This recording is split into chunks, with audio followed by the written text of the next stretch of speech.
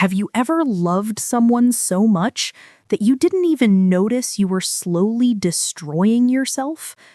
Like you're trying to save the relationship, but the relationship is the one killing your peace.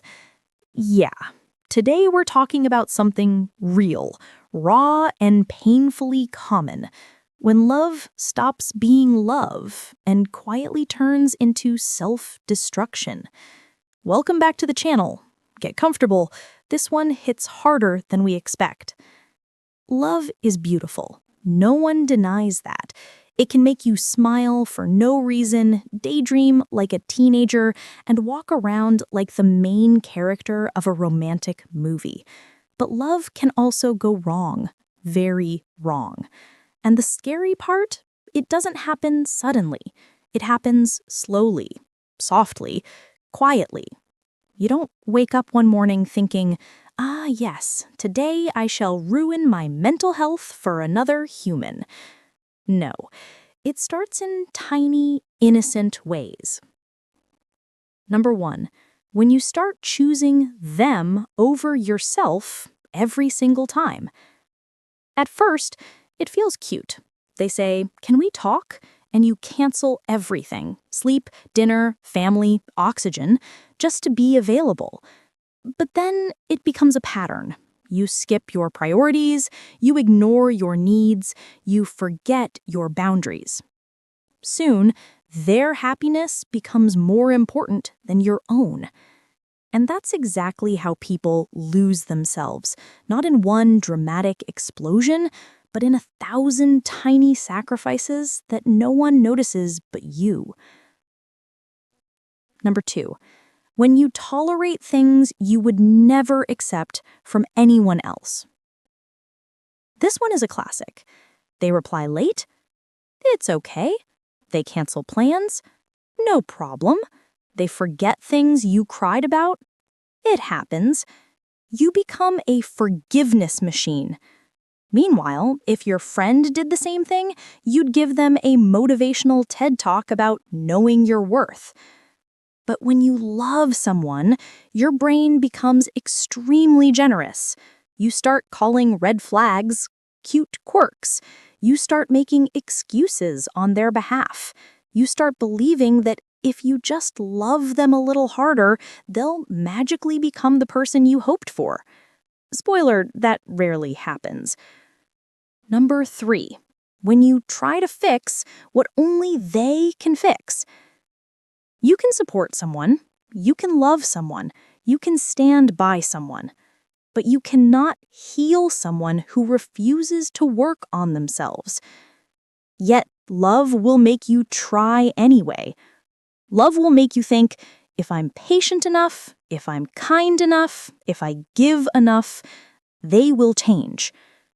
So you overextend, you overthink, you overgive, you exhaust yourself emotionally, mentally, spiritually, and financially if you're really unlucky. In the end, the relationship becomes a one-way emotional charity. And you become tired in a way sleep cannot fix. Number 4, when you start shrinking just to keep the other person comfortable. This one hurts the most. Good love helps you grow. Toxic love makes you shrink. You stop speaking up. You stop expressing your needs. You stop being yourself. You start thinking, if I say this, will they get upset? If I show how I truly feel, will they pull away? If I want more, will they love me less? You toto, you censor your own emotions, you make yourself smaller so they don't feel overwhelmed. And every time you shrink, a little piece of you disappears.